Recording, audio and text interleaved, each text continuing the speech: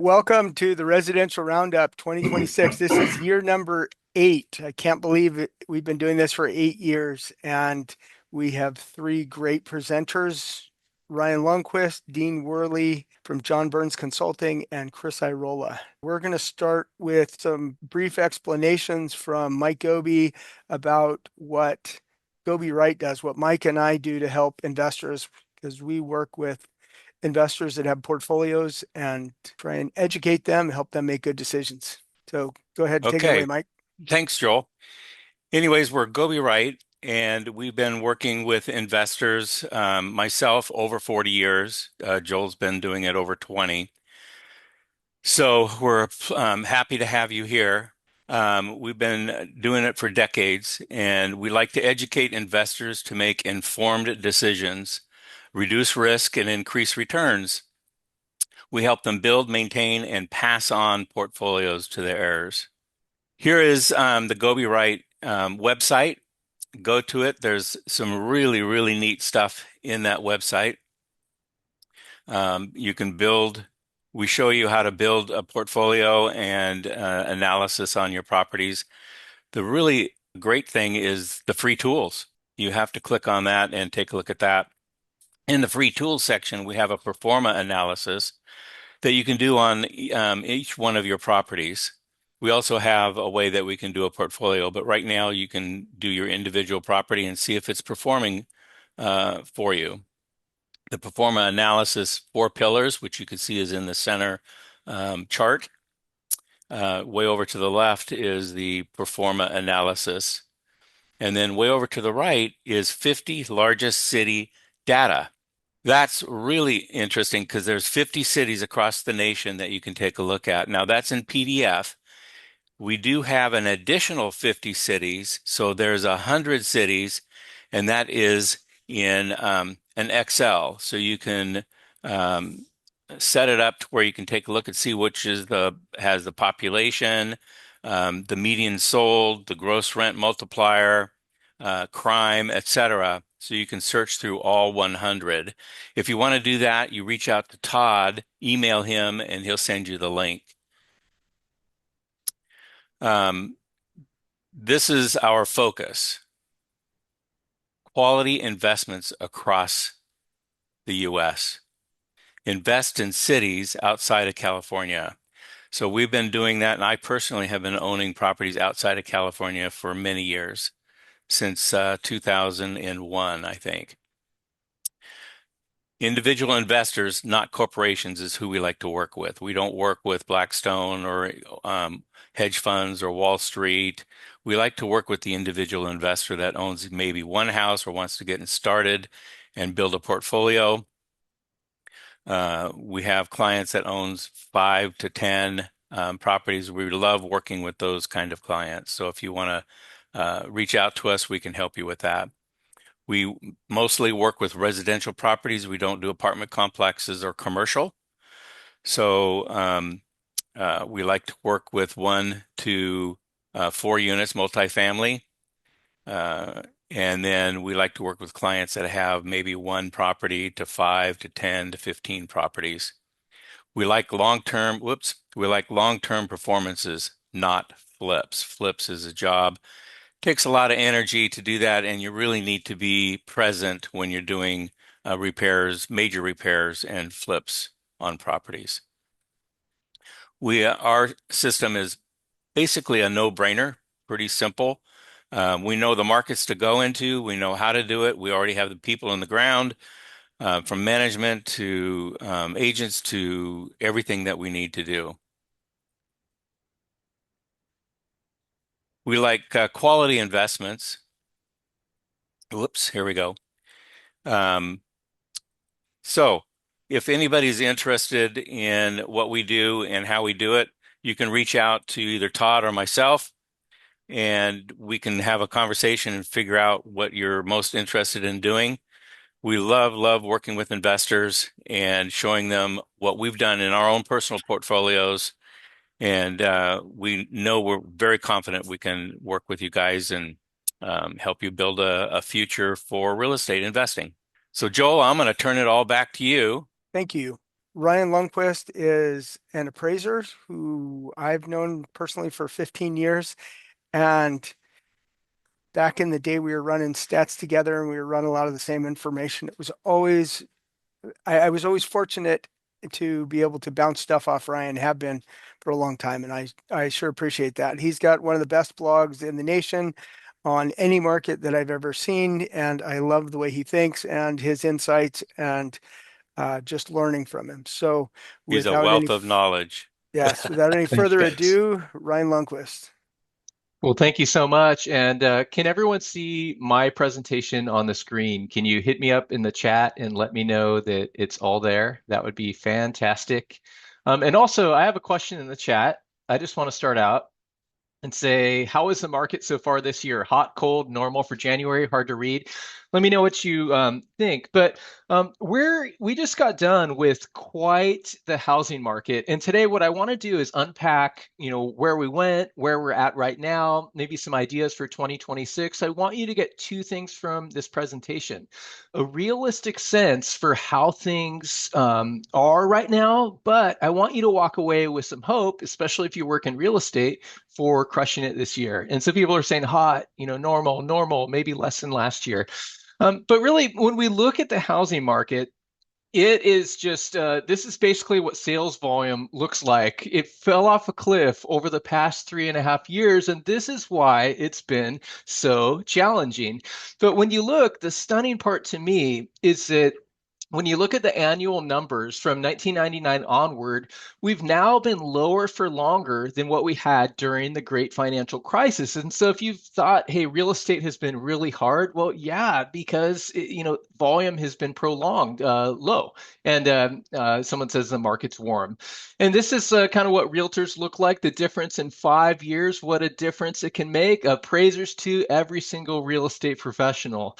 But there's brewing optimism. Remember last week, rates went from 6.2% to 5.99%, and then all of a sudden the market is on fire, and we're just going to see this crazy market. Get ready for the competition, right? Did you see that on social media? I certainly did. And I posted about rates dipping, below 6% momentarily also. But there's a lot of glowing optimism. And, here's comes from a guy who's sort of a prominent, real estate or realtor in the country. And he says, if you've been hanging on, his last sentence, the compression is over, the explosion is coming. And I kind of look at that language, and as I think about 2026, explosion isn't the right word, I don't think, and I want to unpack that. Okay. NAR has, predicts double-digit growth in home sales in 2026 and price growth. And I would say that it feels overly optimistic. And if anything, I think the tagline for 2026 is this: a little less disappointing, right? Am I right? Am I right? Let me know in the chat.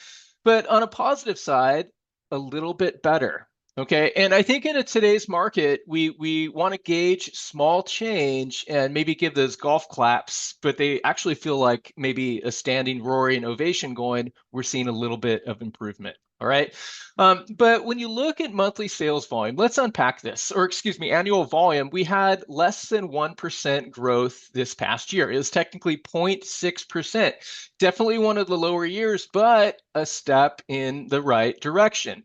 And when we back up and look at 12 counties, we can look, there was 21.4 billion in price volume.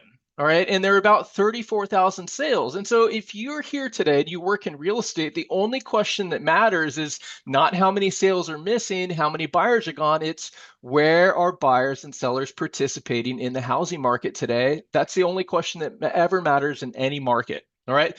A little bit of hopeful news. We have seen affordability improve slightly. This comes from California Association of Realtors for our largest local county. At the very beginning of 2020, 47% of households could afford a median priced home. And you see that really tank, not a shocker, to 23%. But in recent time, we're actually back up to 28%. Okay. When we zoom out, this is really low. Okay. Affordability is not great out there. We all know that. You go to a mortgage calculator, it's just expensive to buy a home. But we want to give a golf clap to go, it looks like a step in the right direction.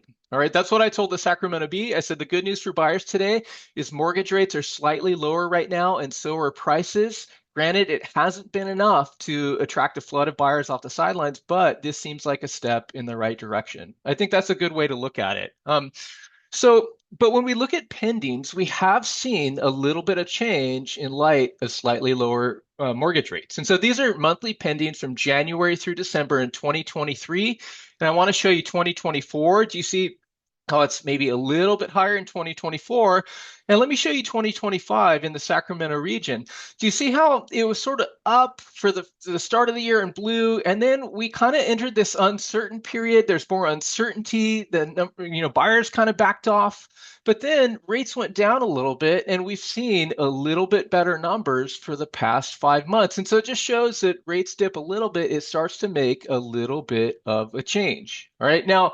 Meanwhile, in the background, and this is not a partisan statement, I'll get to Newsom, but we have sort of, Trump's, album, his vinyl album that he's releasing, the greatest hits of housing ideas. And, there's 4 songs: the 50-year mortgage, the portable mortgage, ban institutional investors, buy 200 billion in bonds. And it seems like, policy to say, well, can anything stick?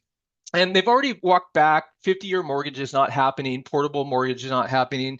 Institutional investors, I'm going to talk about that in a minute. But, I think this shows that the public is, hungry for affordability. Can politicians deliver or not? We'll see. But we have Newsom on the other side that's also joined, so this is a red and blue thing in blaming big investors for the housing crisis. Now, in the chat, I'd love to hear, do you think big investors are the culprit behind a lack of affordability? Because this has been the prominent narrative. We're struggling with affordability, and this meme I think says it all, that it's all about institutions. Now, in some parts of the country, big investors are making more of a dent. They've basically been dormant in California for years. Okay, but when we back up, here's an image of where Invitation Homes, our largest landlord in Sacramento, where they own homes. And when you get the PDF, you can, click on that link in there, and you can check out all throughout California where they own, and it's stunning. Okay. And so we look at this and go, wow, that's pretty wild. And so if institutional investors kept up the pace of purchasing over the next 100 years, this is something we want to talk about. We want to critique. All right. But this image comes from the State Library of California. You can see, when did Invitation Homes purchase their homes? And you can see 2012 and 13 were the dominant years. But really, since prices exploded after 2020, they've basically been dormant. And so here we are with incredible price growth, but it hasn't been because of institutions being involved. Isn't this a cool visual? And then I have the link below if you want to check that out. All right, but backing up, this is one of my favorite quotes with both red and blue. And here's a professor from UC Riverside that says, attacking institutional investors is the latest iteration of appearing to do something without actually doing anything for affordability. And that might sound harsh, but as soon as politicians on both sides started speaking out about institutions, I'm like, you know what? This is a way for them to scapegoat something happening in the market, probably without actually accomplishing anything for affordability. All right. And so I'm not saying that we shouldn't have this discussion. I actually think that we should. All right. But if we want to do something about affordability, it costs $109,000 to build every single new home in the Sacramento region. And I think on the local level, we need to have these conversations. What does it look like? Right. Can I get an amen? All right. All right. But really, when we think about 2026, there's a lot of issues. And I think in real estate, sometimes we focus so heavily on rates, where it's all about what rates do. But I think we want to back up and go, no, it's also about the job market, the economy, a sense of uncertainty that really was a curveball for last year's housing market. Okay, consumer confidence, and also government stimulus. What if the Trump administration does buy 200 billion in mortgage bonds? Does that make any difference? And so we look at these different layers and then ask ourselves, what would this mean for the market? And I see you, Chris. Thanks for the amen. But we are starting 2026 at a softer place. Do you see the number of active listings in the region at the end of December every year? So we have about 14% more actives. And so in the midst of all the optimism and we're going, man, this is so great. We finally saw rates dip below momentarily 6%. We just got to realize we have more listings this year. Not really a lot more, but that could make a difference. We're still not back to 2019 levels. All right. But here's what to expect for the spring season. This is a picture of sort of the normal trend. And you can see when listings start to hit the market. January through December, do you see our lowest month is December? And then we start to see the market in January starts to pick up from December, the lowest month. And we basically have one of the lower months out of the year. A little bit more in February, and then March, the market starts to hit its stride where buyers for the first couple months are going, where are the listings? We're desperate for them. Where's the good stuff? Okay. The good stuff is coming. All right. Monthly pendings are a similar vibe. The low point is December for buyer activity. And then January picks up a little bit from December, and it's sort of a slow burn. February more, and then really hits its stride in March. My sense is that the housing market locally, it's most competitive between the Super Bowl and Mother's Day. And so we have this moment where listings and pendings, they're at its most competitive point within that time frame. Okay. So thanks to watching 2026. Here are things on my mind. I'd love for you to comment on anything in the chat as you'd like. I'd say affordability is poised to improve slightly. Right? It's likely we'll see more closed sales, which I think is very positive news. I think NAR is maybe too aggressive at 14%. Hopefully, a few percent, just a smidge more. There will be more strength at the highest prices, which I'm going to get into. Insurance is still going to be a massive issue. Are you seeing that in your escrows, in your neighborhood? Absolutely. That's what I'm seeing. The condo market's poised to be softer than the detached market, just like 2025. Some sellers and buyers are going to wait and see due to uncertainty. I'll unpack that. Some sellers will list reasonably after not selling in 2025. Does anyone have listings that are coming back to the market this year? Did you know about 20% of the listings so far that have hit the market in 2026, they're sort of relistings from last year? All right, 80% new. Sellers will struggle with overpricing. Expect more short sale listings, especially if prices dip. Buyers will continue to be hypersensitive about condition, location, and price. It's going to be multiple offers or crickets, very quick attention for that right property that's priced well, that checks all the boxes of what people are looking for, or properties are going to linger. Okay. Expect the spring season to start at a softer place. Like I said, we have 14% more active listings. Let's just be realistic about that. People will move for lifestyle reasons. That's the trump card in today's market. Okay. Buyers are looking for an edge, loan assumptions, buy downs, dream for all, whatever you can. If you work in real estate, pay attention, especially to loan assumptions. They're a unicorn product, but buyers want all the help they can get. Okay, then I'd say this, that a softening era is poised to continue unless something interrupts that trend. And we're in a place where, prices did dip last year by a few percent. I'm going to show you that. But we've entered, I would say, this softening era. And can something jolt us out of that? If seller behaviors, changes and sellers no longer come to the market, or if there's government stimulus, then maybe so. But I would say that we're in a place where supply grew faster than demand last year, not a huge imbalance. And I expect for supply to grow more than demand this year. Okay, to be determined. We'll see what the future happens. And thanks everyone for the comments. I appreciate it. The slides will be available from Joel and Mike, or you can send me an email, no sweat. Insurance is hyper local, absolutely. I'm going to show you every county what's happening also. Now let's get into prices though. What do you notice when we look year over year for the entire region? Do you see how traditional metrics are down about 2.5% for the most part? And so this is something that we haven't seen for a number of years, but it's definitely showing up in the stats. When we look at our largest local county, similar vibes, okay? Most local counties are showing this, all right? Here's a different way to look at it. You can see the median price, and I'm going to show you some other metrics in a little bit. But you can see the year started out January through February where we were up compared to last year. And then there was this inflection point. And do you see how we were basically down for the rest of the year in our largest local county? Yeah, that's a good way to visualize the market. Here's Placer County. What do you notice about Placer though? Do you see how it's kind of like hit and miss? sometimes smaller counties, like, the numbers can bounce around more. And so we have to be a little bit careful right now with smaller counties in light of fewer sales happening. Here's it's kind of like Nintendo cheat codes, up, down, and it's all over the place when we look at the stats. Did anyone get that reference? Maybe, maybe not. Here's El Dorado County, and El Dorado County even bounces around even more. And El Dorado might have 100 sales. Contra code, Thomas, you're my guy. You're my guy. El Dorado has about 100 sales a month, and so the stats are just going to be all over the place. Okay, so it's sort of like if we're not careful, our narrative can be too influenced by the numbers. The market's down. Just kidding. It's up. No, it's flat. We're back, baby. We're so back, and we've got to be careful with that. Okay. But here's when we look at annual stats, I want to show you the difference between annual and recent ones. Annual stats are sort of when we compare all of last year compared to this year. Okay, there's pluses and minuses. But when we do that, we can see that the average sales price increased 0.8% from last year to this year.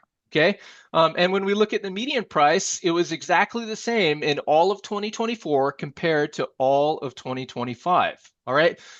But when and here's annual change by county. And so again, all of 2024 compared to all of 2025.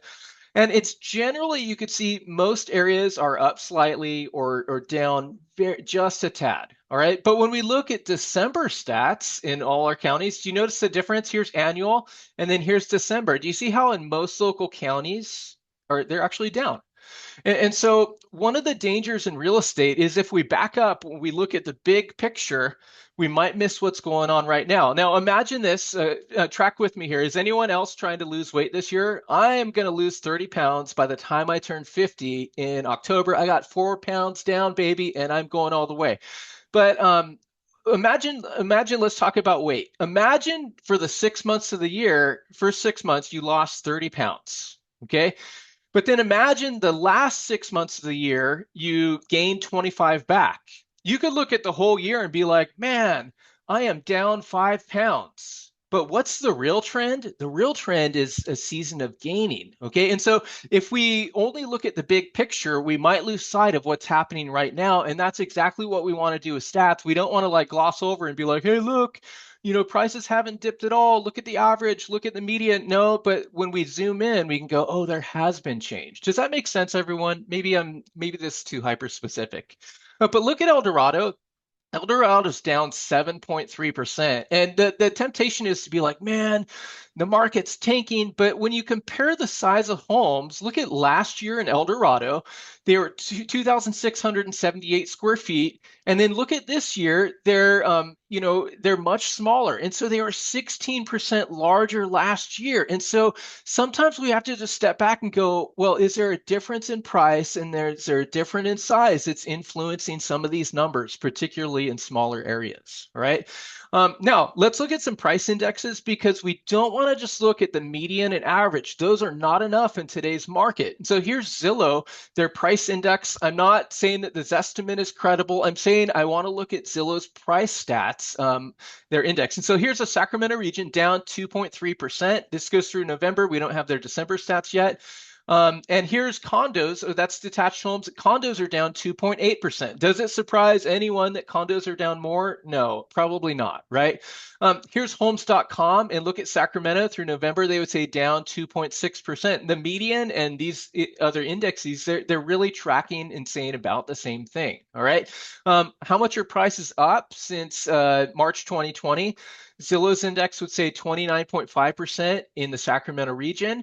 And look at a traditional metric, the median, up 30.6%. So aren't those about the same? Yeah, absolutely.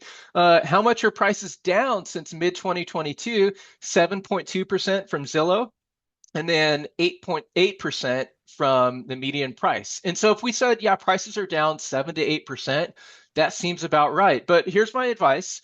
Don't be rigid about these price metrics. Could the market be different if you're looking at condos or detached homes or $3 million properties versus under 500,000? We have to look to the comps. Don't be rigid about applying this to every part of the market, all right? And if you have questions as I'm talking, I'll pay attention to the chat. That's no sweat. But really, this has been the narrative that, the market is changing quickly. We're crashing, but I think actual price change has been a really slow burn. It's incredible that after 3.5 years that we're down 7 to 8%. That's actually really stunning with how unaffordable we've been. All right. But here's what I'm seeing a lot more. And you can let me know in the chat if you are also seeing this.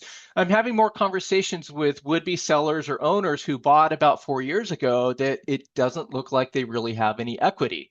And here's sort of what I mean. When you look at the shape of the median price, this kind of shows like imagine buying recently, and then you look back at various points where the market was at a very similar level. Okay. Now, if you bought at the low point in 2022, you're probably, up. You bought at the beginning of 2021, you probably have lots of equity still. But if you bought it in later 2021, maybe not. And so we want to just be aware of, this showing up in real life escrows. Here's someone, I want 20% more than what I paid in 2021. Good luck, right? But when you look at median price change for the last quarter of 2021 in 12 local counties compared to this most recent quarter, what do you notice? Do you see dollar change and the percentage change? How it's pretty subtle. Okay, there's not a lot of change. It's not exponential. And so it just reinforces that this is what we're going to see in a lot of situations with the comps. All right. I hope that's helpful. I hope you like that. But here's kind of the vibe. This is what it's looked like, where we have a minor portion of sellers listing homes, and in the background, we've had a lot of owners that are sitting on homes. Okay. And this has made a real difference in the market. I would say that this is why the housing market has basically felt stuck over the past 3 years, right? New listings. Is everyone still with me here? I can't see your faces. I have no idea. These are new listings from January through December, and this is the low point of seller activity where sellers were holding back. Thanks, Lee. Thanks, Justin. Appreciate it. And in 2024 in red, do you see how sellers started to wake up? They started to thaw out more. This is fantastic news. And so 2025 happened, and let me just show you this. This is so important. During the first 5 months of the year, sellers thawed out. We were going, this is wonderful. The number of new listings last year up 20%, but then something happened in April. Tariffs, more economic uncertainty, and that's not a partisan statement. It's a reality for how things are affecting the market. Do you see the blue bars after May, how they really started to go down? And then the last 4 months of the year, besides December, we actually had fewer new listings compared to 2024. And so we had this trend of sellers waking up. Then all of a sudden, sellers pulled back and didn't come to the market. Did you notice that? I mean, yeah, that's pretty stunning. And so what happens here is an X factor. And the hope in 2026 is that we'll see a reversal of this, okay? It helps the market become more affordable when we get more listings. Like this is exactly the opposite of what we want to see in the housing market because it makes things tighter. Okay, here's what it looks like in a meme form. And you can see the uncertainty, in listing a home, it's really changed the dynamic, last year where we were seeing sellers thaw out. Okay. And thanks, JC. Yeah, send me an email, no problem. Here's what it looks like. Here's a different way. You see how during the beginning of the year, the first 4 months, like I said, we're up about 20% in new listings going, this is great news. We're seeing more listings hit the market, but all of a sudden, more uncertainty, sellers pull back, and you start to see these numbers go down. Okay. The good news in December, we did have about 10% more new listings compared to the previous year. But in 2026, we really want to see these numbers get up again. All right. Aubrey Plaza delisted her home. Okay. It feels like delist was like the word of the year in real estate. In the chat, if you want, did anyone have a listing that didn't make it to the finish line? I'm guessing quite a few people did. And why did people pull their homes? What was the deal? When we look at it statistically in the Sacramento region, we had 22% more cancellations last year. And really, the number of new listings only grew by 8%. And so we did outpace the trend. Okay. These numbers were actually up over 30%. But what happened is that listings stopped showing up to the market. And then we ended up at 22%. Okay.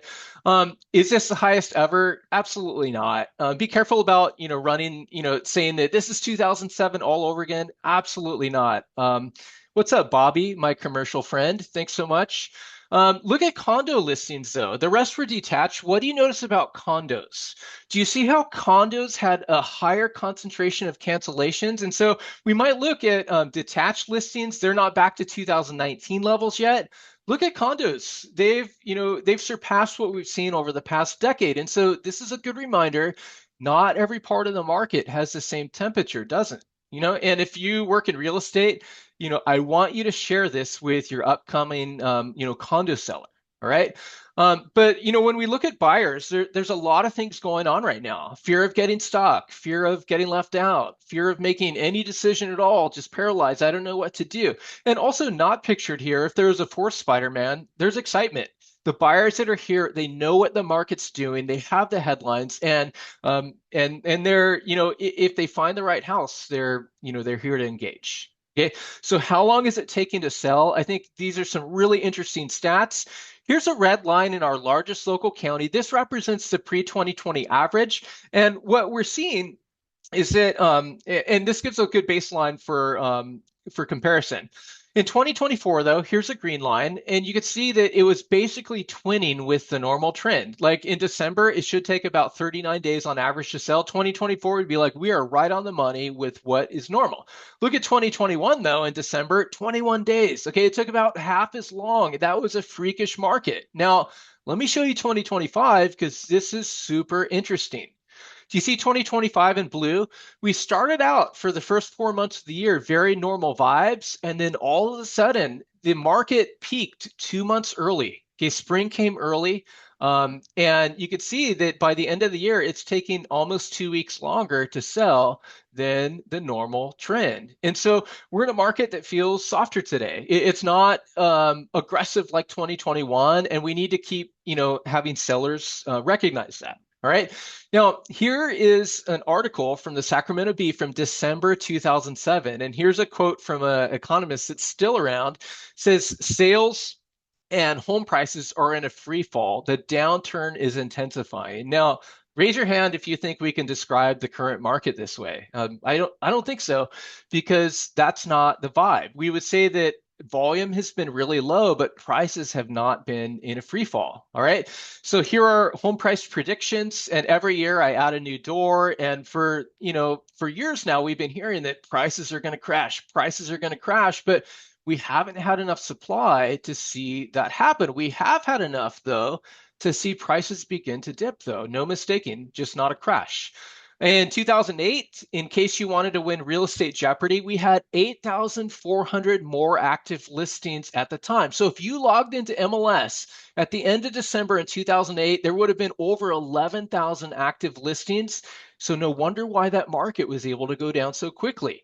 What do you notice when we look at supply today compared to supply at the worst moment in 2007? Much different vibe. And so I think a lot of people are expecting 2007, 2008 results with 2025 and 2026 stats. And like, hey, these are two different things. There's no sugarcoating. Okay, when you look at the median price in blue compared to supply in green, do you see how quickly prices were able to decline because there was so much supply? The market has felt very stuck lately. Okay, it's no sugarcoating. It's felt stuck with a little bit of affordability relief, but not much, because supply has been limited. All right.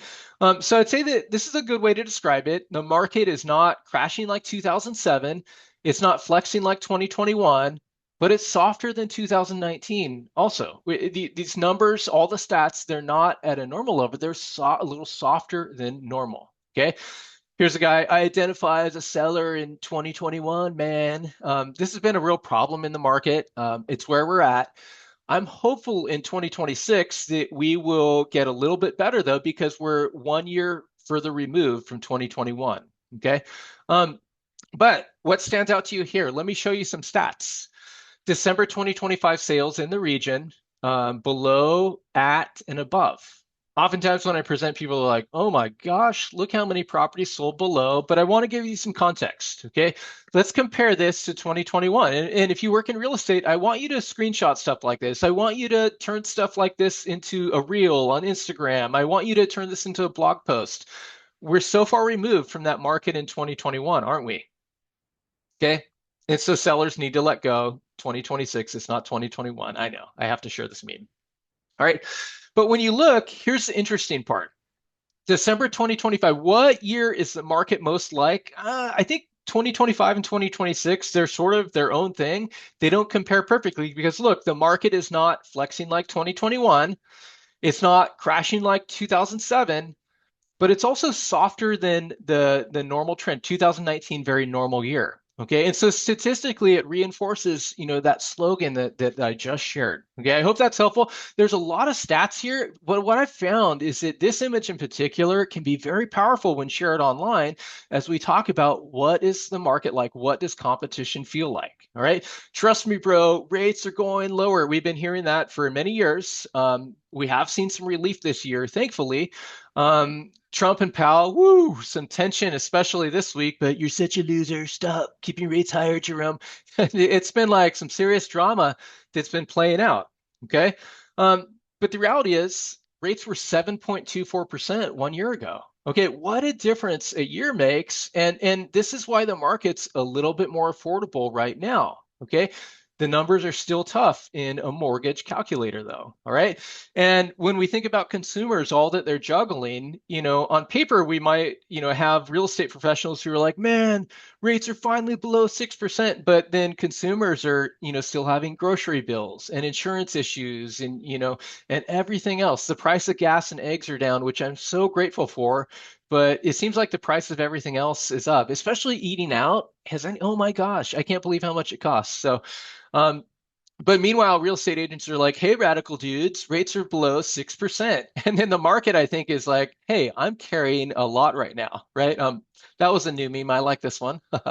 um, but I'd say for my real estate friends here, stop putting your hope in lower rates, focus on the market that's here. And that's the only thing that matters in any market. Focus on what's here.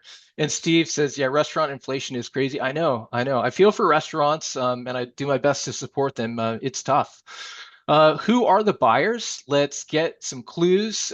Good for your diet. Absolutely, Julian. Thank you. So when we look at the region, what two counties made the most difference in volume this year? We had a little bit less than 1% growth, 0.6%.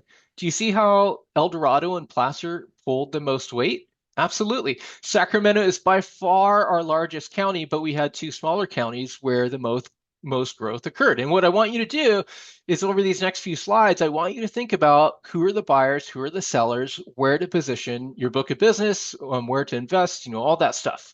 So when you look at El Dorado County, what areas of El Dorado had the most growth as we look down the list? Cameron Park, one less sale. Oh my gosh. Okay, you look at El Dorado Hills, strong volume. Placerville did good. Shingle Springs. Most areas are up. There's a few areas that are down very modestly. I wouldn't make too much of that. Here's Placer County. And what do you notice about Placer? Okay, you see Lincoln, Granite Bay. Hey, Forestville did pretty good. Look at Colfax. Colfax had a good year. Auburn. Okay, the interesting thing about Placer, look at Rockland. Rockland, was definitely down last year. The volume struggled. Volume was actually struggling in Roseville for 3, 4, 5, 6 months during last year where like volume really went down. But I think builders, lowered prices and they started working with consumers more. And so that volume was able to climb back up. All right, maybe a lesson for all of us there. Here's Sacramento County, various areas, and Sacramento is very hit and miss depending on the neighborhood. Look at downtown is up by 5. East Sac was down a little bit, but down here, Land Park, had stronger volume. Okay, you might look at this and go, the first time buyer market's struggling. Look, Meadowview's down, but then look, Oak Park is up. And so hit and miss depending on the area, where are you going to position your business? All right. Now, the stunning part, you look at fair plan policies in California, no one's shocked here, where you could see exponential growth through 2025. And Laura says, but the MLS volume doesn't include new builders, right? Correct. It only includes list sales where builders actually entered into MLS. Builder volume through November is down about 19% from the year before. before. We were missing about 1,200 sales compared to the previous year. That's exactly why builders have really been reaching out to agents and saying, "Hey, we haven't talked for a while. Let's do lunch." And so this has been a big issue. I don't have my builder recap stats yet because they don't have their December stats, but yeah, it was a tough year for builders. But I think that's really good for buyers.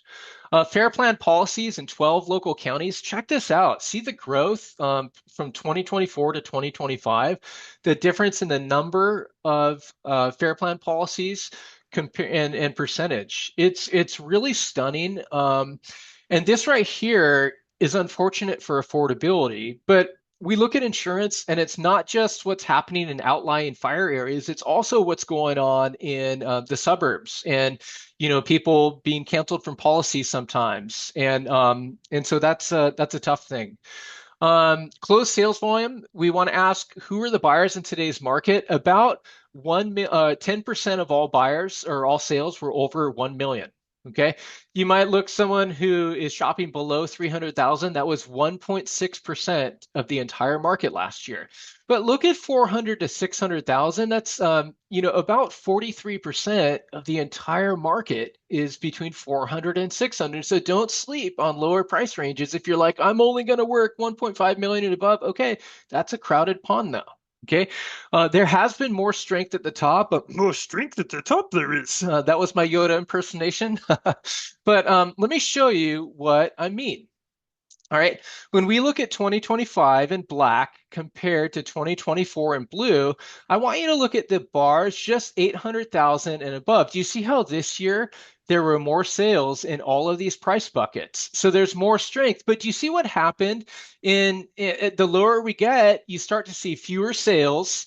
And then, but between 400 and 500, you saw more. And so what it looks like happened is that there's more strength at the top, but it looks like prices softened and that pushed more properties into the 400 to 500 bucket than we saw the previous year. So this is, I think, good news for buyers. This is what we want to see. And remember, if prices, continue to soften, as long as we don't have government stimulus or anything, we should sort of see the sales on this graph move a little bit to the left. Okay, that would be healthy if I got to write the rules. Here's a different way to look at volume. Hopefully everyone's still here. We are sort of winding down. This presentation will be over very soon. But you can see that there was, more growth, percentage growth at the top, and then you're starting to see a little bit more growth at lower prices, all right? But you might look at, wow, 9.15% growth above 1.5 million. Okay, but that represented 42 sales. Like, let's be realistic. But good news, there were 228 more sales between 400 and 500 this year. That's, I think, what we want to see. All right. Look at Sun City, Lincoln Hills. This is annual volume over the past 2 decades. What do you notice about Sun City? Very normal volume. Forget that pandemic era 2021 migration one, but you see how this neighborhood is showing a very normal number of buyers. I haven't seen any other neighborhood that's like this locally. There's something in the water in Sun City. It's actually appeal for 55 plus, but I would say that this neighborhood is softened like everything else, but you have a normal number of buyers, right? Pretty cool to see. But what can you do with your equity? Where do you want to be in life? Who do you want to do life with? And I got this from Mike Goby. If you think the market's going down, where do you want to ride down the market? I think these are powerful questions for every seller to ask. When you look at median dollar change from the bottom of the market in 2012 through this most recent quarter, there's profound equity in the marketplace. And so I think everyone needs to focus on or attracting those sellers. There's most sellers on MLS, the vast bulk have lots of equity. Now, some who bought maybe in the last 4 years, it's a different story. And they might not want to lower the price because they're like, I can't lower it without doing a short sale, right? Now, couples getting engaged, we want to look for lifestyle moves. Okay, both of these couples got engaged over the past year. Okay, and hopefully you represent them if they move to Sacramento. But we want to look for, who has incentive to buy, sell, and invest in today's market, regardless of what prices are doing, regardless of rates, death, disease, debt, divorce, diamonds, diapers, all of the Ds in today's market. Okay, my last graph, I'd say that we also want to pay attention to economic carnage. I'm guessing that Dean is going to weigh more heavily there, so I didn't include more economic stuff in my stuff today. But you can see that, behind the scenes, while everyone is like, hey, hey, affordability has improved. Consumers are struggling. We're seeing more credit card delinquencies and not so much mortgage, but we're seeing auto loans. And then did you know that 50 plus years old are the people who are becoming most delinquent with student loans? All right. And starting to wrap up, here's an analyst, a sports analyst. Here are his predictions during the beginning of the football season. And if you follow football, what's wrong with these? Okay. He predicted these two teams would make the playoffs and the others wouldn't. And it basically was the exact opposite of what he thought. And so I think that we're in a place where we want to just concede that it's difficult to predict the future. We all have ideas about the 2026 housing market, but we have to say that now we'll wait and see what happens. Right? 2026 will be awesome no matter what. I think there's reason for hope and optimism, but here's the sobering reality that I want to leave everyone with. I think we're in a market that's going to be difficult, just like 2025. Did you notice last year everything was more challenging, more time on the market?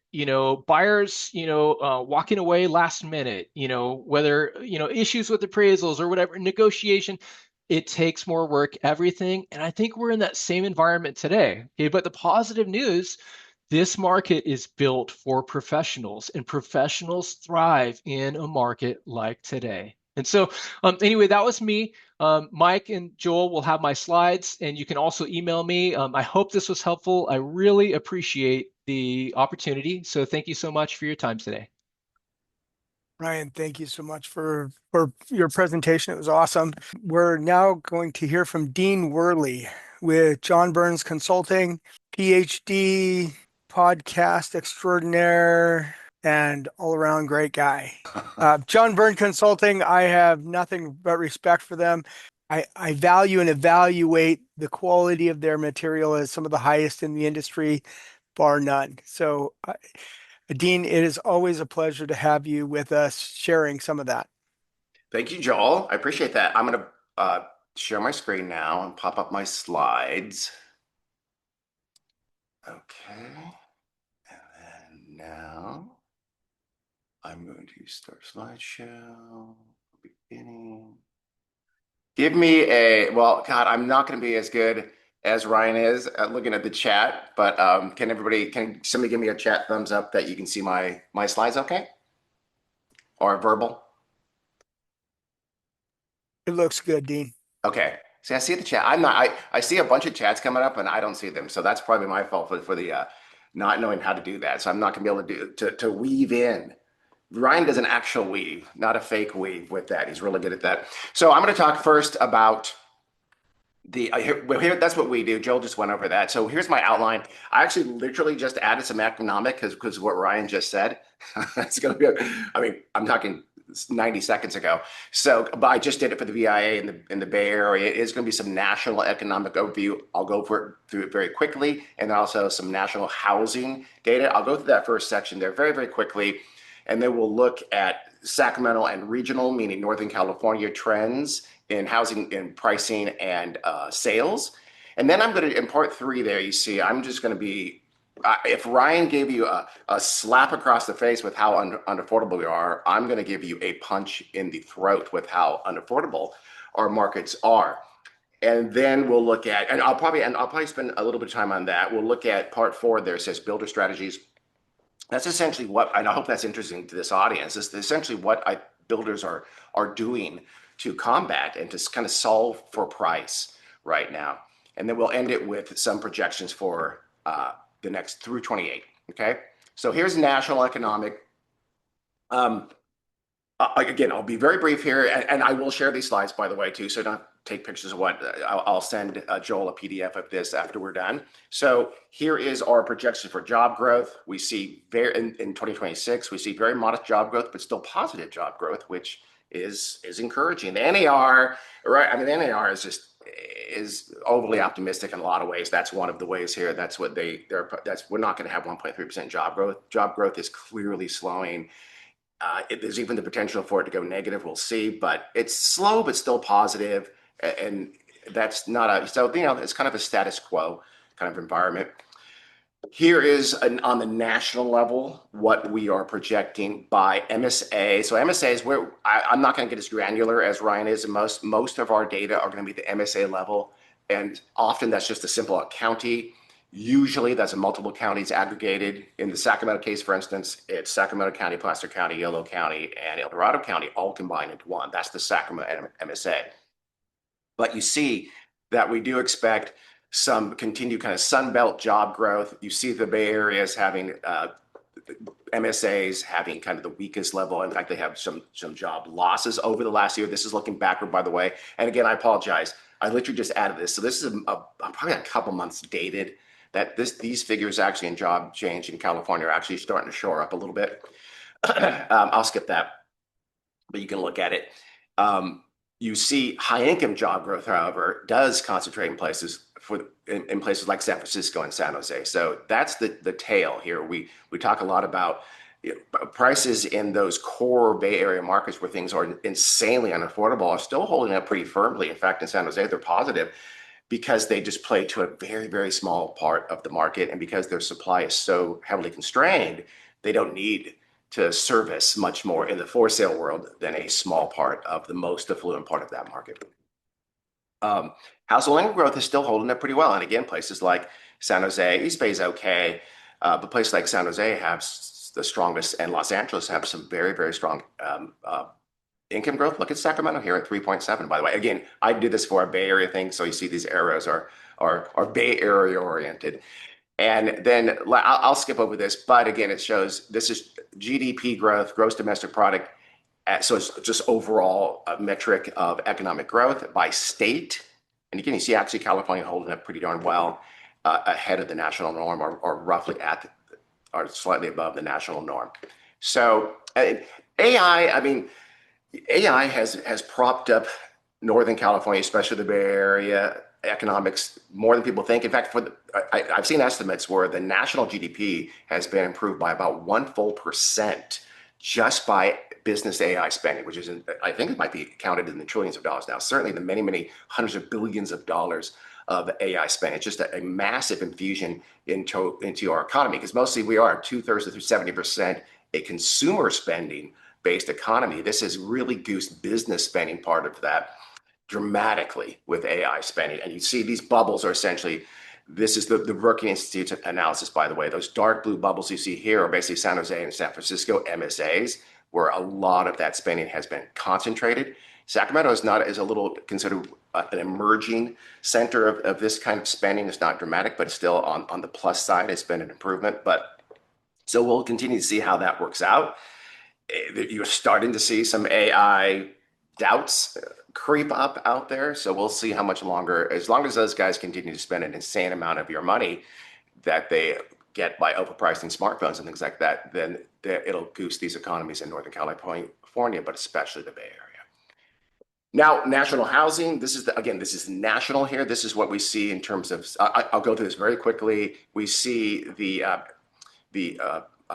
total home sales for next year being about $635,000 national. That's single family home sales, and then creeping up after that in 27 and 28. So still, you can see from a perspective of the crazy days of free money that it's way below. But from a long-term norm, that's a little bit stunted, but not a dramatically low level of national sales.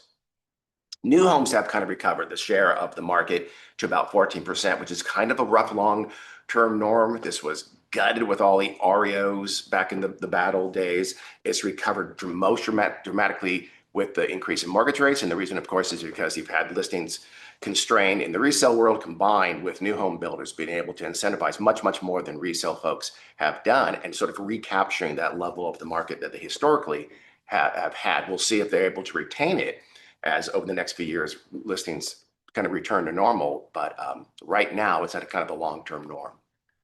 And then pricing overall, I'll get into this a little bit later. This we call the BHVI, Burns Home Value Index measure. It's a measure of market movement, something like the Case-Shiller measure. And basically home prices are fairly flat nationally. And then in terms of months of supply, I have a better slide for that in just a minute. I'll show you national and Sacramento month supply in just a bit, okay? Here, like two things more on this national slide is mortgage rates. This is our projection for mortgage rates going forward. My personal take is this is probably a little bit high. Our method is to take the read from the bond market because that's the best predictor of where mortgage rates are going to go. And so we don't see mortgage rates slipping dramatically. They have, however, been better. As we know, they've been creeping down. This is Fannie Mae. They do this weekly. This is their overall 30-year national mortgage rate. It's been creeping down since very early this year, where it peaked at over 7%. You can see here in the left. I hope you can see my cursor, but you can see it over here on the far left of this graph. This is the 30-year rate, the blue line. This is it's been popping down since, well, roughly early June or late May, and it's been coming down pretty nicely. Right now, as of today, I checked the Mortgage Daily News. It's at 6.07 as of today, which actually popped up a little bit today, unfortunately, but it's still, my guess is when Thursday, Fannie Mae, the new one comes out, it'll be, 613, 612, something like that. So this is good. This is really both for buyers, but also for in the new home world, it allows them, or even resellers, if they're going to play in the world of buying down the buyer's rate as a concession, then it makes those concessions and those incentives a little bit cheaper for folks. Now we go to the sales and pricing in the Sacramento region. I know this is a brutally it's a very hard to follow because we have a lot of lines, a lot of moving parts in this slide. But what we're showing on the right here is you'll see the detail for the Sacramento MSA, and on the chart itself here, you see all the MSAs, the major MSAs in Northern California. And again, this is like Sacramento's a 4-county MSA, San Jose is Santa Clara and San Bernardino County, etc. San Francisco, by the way, is San Francisco and San Mateo counties. The East Bay is Contra Costa and Alameda, etc. Stockton is just San Joaquin, and Vallejo is just Solano. But the main thing I see here is that in the new home world, Sacramento is the vast leader. If you want to play in the new home world in Northern California, you're going to have to come to Sacramento to do it. So you're going to continue to see a lot of new home builder activity here in greater Sacramento, because that's kind of where they have to go for the divisions up in Northern California. You see a lot of actually those Bay Area divisions are starting to be given or have already Central Valley areas to make up for the lack of volume in the Bay relative to Sacramento divisions have. And look at the next one here, this yellow here, that's Stockton. So these two inland areas are where the vast majority of the volume is in the new home world. For the obvious reasons, the constraints in the Bay are just much more dramatic in terms of available developable land and the cost to build that land, and of course the cost to sell those homes. Existing home sales, I know this is just we know what's happened. It just fell off a cliff with mortgage rates. This is the whole golden handcuffs. It does appear to have stabilized in all of these markets over the last couple of years, stabilized at a historically. I mean, this is the main reason I show this. Stabilizing at volumes in Sacramento is about 20. I think here's about 23.6, and that's for the fine. This is from public record, so this is more inclusive of MLS. It's about 23.6, I believe. I have that right. Something like that. Just look. I mean, look at this. Even this is worse than the worst days in some places of the complete, GFC, where the market just tanked. So it's a very low level. I wish we can go back to the 90s and the 80s here, but it's still going to be well above this level. In the 80s, it was probably double this level. So we've stabilized, but stabilized at volumes at an extraordinarily low historical level. Price. Now, again, we see kind of the opposite here. The places where it's constrained and where you have this great job growth, or you have less job growth obviously in San Jose and San Francisco, but you have high incomes and you've had historically phenomenal job growth and very good jobs and at a high level of affluence. You see these insane prices. And then you also see down here in Sacramento is, we of course, we know this. We have this level of affordability that is, it allows for that augmentation from Bay Area buyers into our market that is not going away completely. It's nothing like it'll be after COVID. We had just sort of this reset. That's gone. Those days are over, but you still have the residual augmentation of demand from the Bay Area. That's 8, 10, 15%, depending on the submarket, of those folks who have a job in the Bay, but they're able to live in the Sacramento area for whatever reason or another. Again, not the back to office thing will probably pull a few more folks away, but it seems to have stabilized at a higher level than pre-COVID, but not nearly what it was during COVID. It's kind of a missed opportunity, I think, for a lot of reasons. Home price, I'll just let you. Again, you can get this but this is existing home price by MSA as well. I'll skip right over that. This is that BHVI I mentioned. So what this is sort of Case-Shiller-like. It looks at same property versus same property over time. And so it's a really good measure of market movement. It's an index. This is the Sacramento MSA long-term historical norm down here since 2000, and kind of the most recent monthly changes here. Not unexpected, we've gone negative. As Ryan said, we've gone modestly negative. Right now, we're at about negative 1.3% year over year by that measure. Latest data available as of November. Our long-term norm is about 4.7% annually, which is higher than the national long-term norm. But look over here on the chart I added here. That's January 20 through December 25. So basically over 6 years. This is what this BHI is being measured by Northern California MSAs. Here's Sacramento at 35%. That's a little bit under 6% annualized basis. A pretty solid rate. Not unsustainable, probably a little too rich to go on forever, but not insane. And that's, for the most part, that's true. I'm going to show you in just a few minutes, though, how that changes when we add the element of mortgage rates. So overall, we are losing price. It's been pretty modest, but I'm going to be brutal with affordability and show that there is room to have, there is an argument to have continued price correction. And we do see a slight price correction, but our thesis right now is that most of the depreciation is behind us. I want to show months supply because that's a critical measure. And one of the things that people, I don't know if everyone realizes, is that California MSAs, for the most part, and over here we have the Sacramento MSA on the right here, we're at about 2.25 months of supply. I know there's all these, the old school was 6 months supply was kind of equilibrium. That's done. You hear a lot of folks think 4 and 5 months. There's just less friction in transactions and people are savvier, and there's so many sources of mortgages that maybe it's 4 or 5 months supply. I don't know what the right number is. I think it's probably a little less than 4 or 5 months supply is an equilibrium market. Right now, we're at 2.25. I think by any measure, that's a constrained market in terms of months of supply. Look at the national. The national is more like 4.5 months of supply, and it's going up. And that's from places like Florida and Texas, the Carolinas, Tennessee. Nashville is very, very heavily supplied right now. I know some folks here know that. So we actually are in a more stable housing market environment right now than a lot of those high-flying Sunbelt markets. In fact, we're kind of the best performance has been in like the Midwest, the Northeast. Your Appalachians have been doing well. Detroit has some very good year-over-year numbers. Crazy enough, Philadelphia, New York has the highest rent rate in the nation right now, year over year in terms of rental rates for apartments.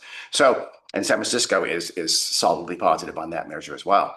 So you are having in California, our relative constrained supply does kind of bolster the market a little bit, and it's so your pain is being really felt.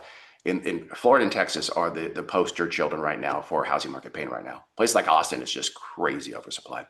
So I want to show this to show, like Ryan said, that right now in December, we have a lowest level of listings, and this reflects that. So listings have come way down. So what I did is I did months of supply right here, and this is median days on market, and this is the percent difference between the asking price and the sales price by submarket. So we have Natoma, South Placer County, et cetera. South Placer, by the way, is Roseville, Rockland, and Lincoln.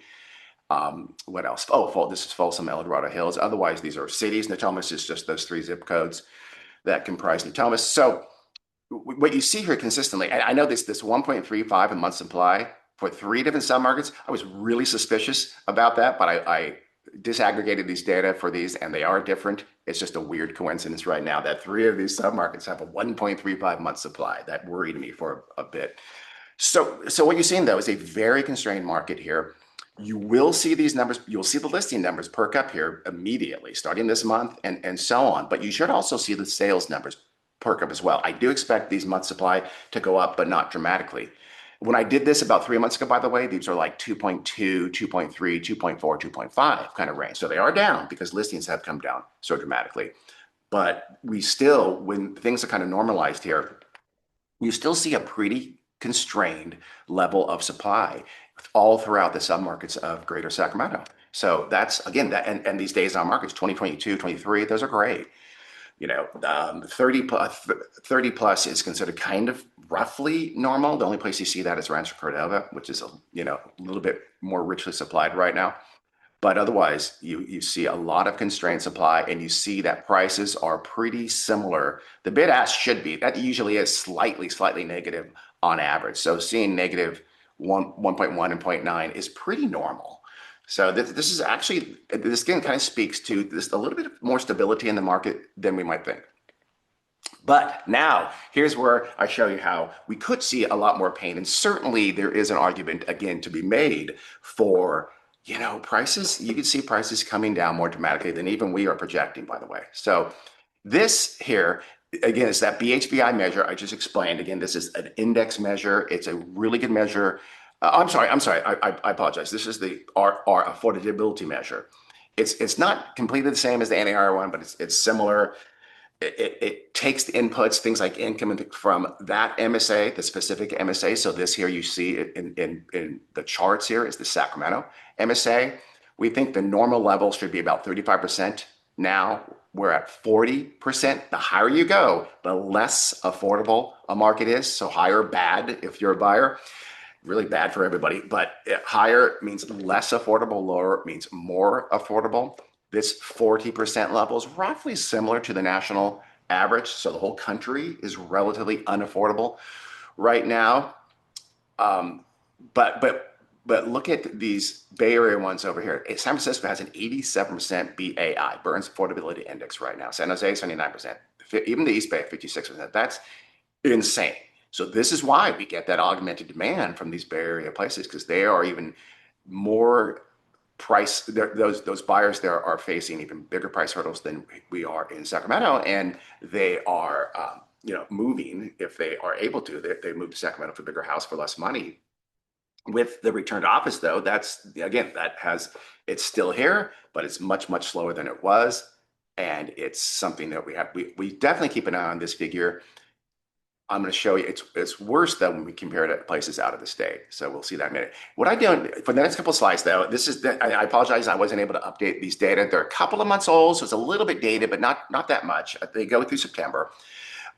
So this is essentially showing on the left side, we have resale home prices and monthly payment. The pricing is in the blue line here, and it's month by month.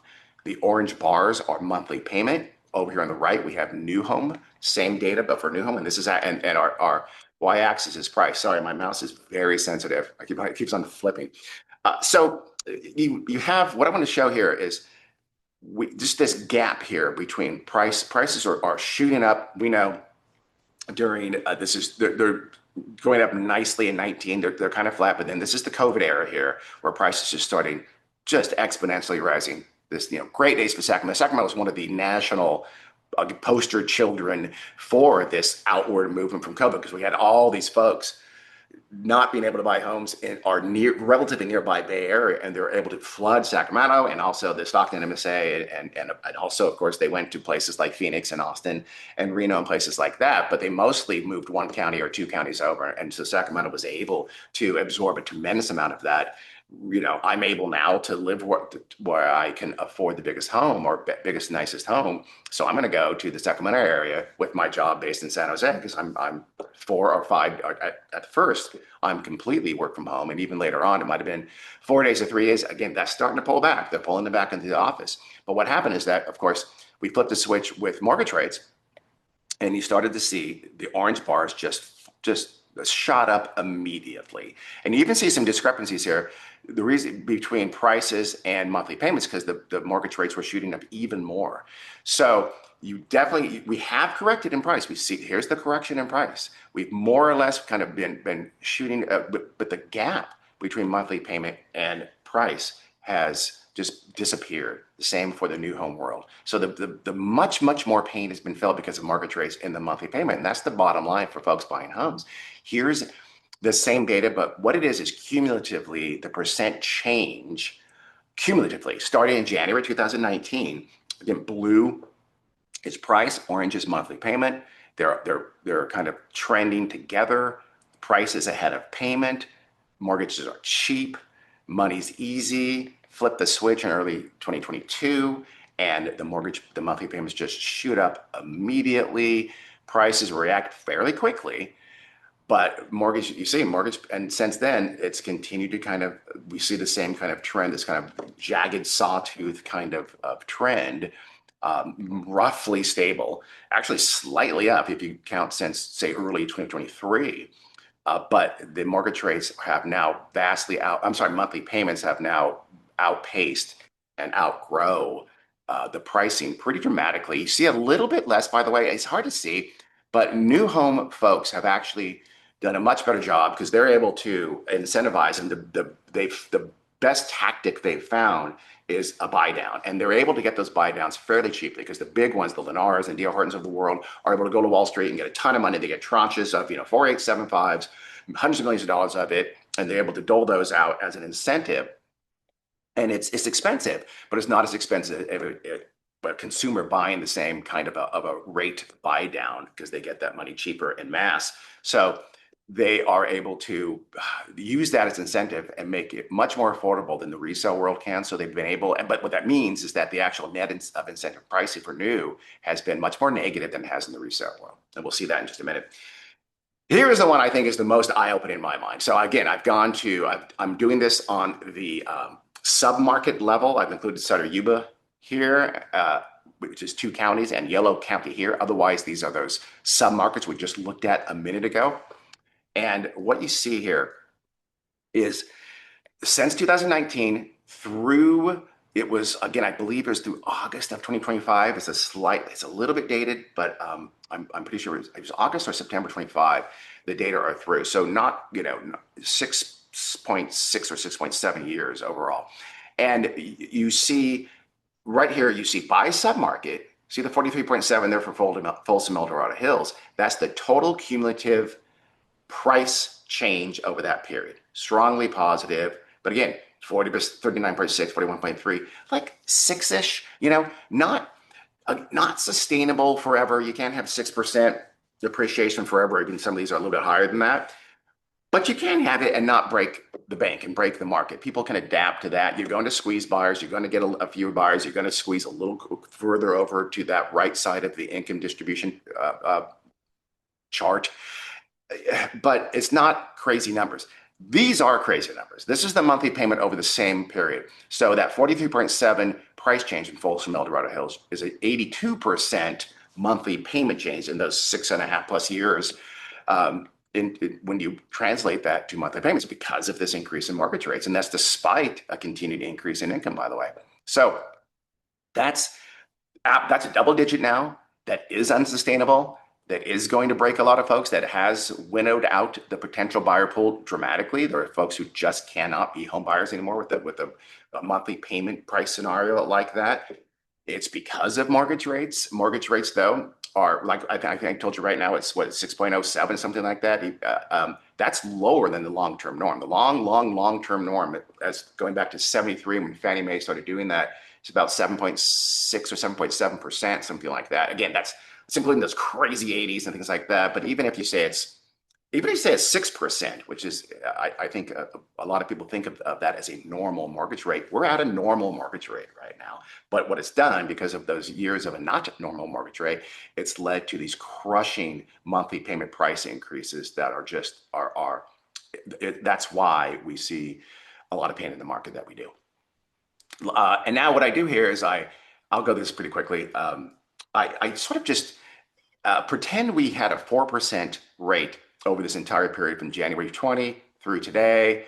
I know I said we're 4.7% on our BHI, but 4%, rough average, typical normal, long-term normal level of appreciation, above inflation, usually. Where would we be? And here's where we be. And here's the blue is where we actually are. So we're just Had we had this normal rate, we'd be here. We're actually here in terms of existing price, and in terms of new home price, we're actually a little closer because, again, those new home folks have been able to incentivize and been closer to the market. New home people are more reactive and more immediately reactive to the market than resales are by a lot. So if you really want to see where the market is, you really look at the new home market more so almost than the existing market. To some extent, I wouldn't exaggerate that, but to some extent, that's a smart move. Closer, but still well above where that kind of should be scenario would place us. I'll go through these last ones quickly. You still see this is entry level, so it's a little bit weird, but these numbers here, but essentially housing costs are still dramatically even above single family rental. So these builders are finding that they have more competition in single family rental because folks are priced out of the for sale world. And of course, apartments is a different product, but single family rental is a reasonable alternative. So we're seeing more build to rent, and we'll see more of that in the future. And income growth has lagged price growth. It's been solid, but this is Sacramento, but it's lagged price growth and badly lagged mortgage payment growth here in the orange. And in terms of nationally, this is a picture of where San Jose and Sacramento move out to. And you can see what I said at Sacramento, they mostly move East Bay, Yuba, Vallejo, LA, San Jose, Stockton, San Francisco. Most Sacramentans move out to Northern California. Here's San Jose, East Bay. Everybody thinks, oh, it's Austin and Oklahoma City and places like it's not. Most of the out migration was within the state. Then is one or two counties. Don't get me wrong, California lost population, not anymore, and had a lot of folks moving out there. But it's a huge bucket, and it's a drop in our bucket. But it's in places like Oklahoma City and Reno, it was a big impact because there's. But what the point here is, my point is that even though Sacramento is cheap relative to the Bay, it's not cheap relative to a lot of other places they can go. The problem is now they're less likely to take their job with them than they were during COVID for these places. So you have seen a pullback in that out migration.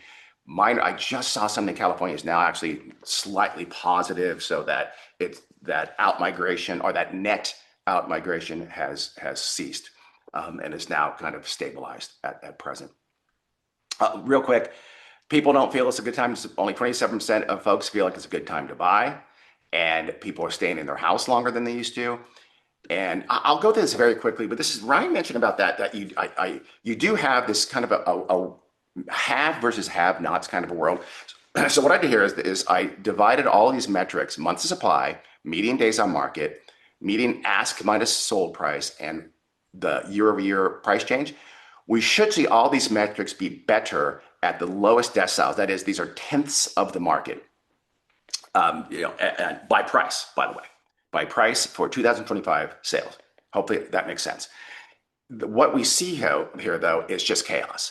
So you should see the least month supply here in the more affordable parts of the market. And you kind of do a month supply, but you don't look at median days on market. You actually see more median days on market. So you see, which is, by the way of saying, a little bit weaker conditions in the entry level part of the market. Again, when there's typically these would all be, you see the entry level part of the market is there's more demand there just from sheer price. And so you should see these numbers over the last year or so. They've kind of flipped in, but they haven't fully flipped in Sacramento. So this is, by the way, I'm sorry, I should have said locationally, I chose South Placer to do with this. So it's Rosen, Rock, and Lincoln. I try to use that as kind of just sort of emblematic of the larger overall Sacramento MSA.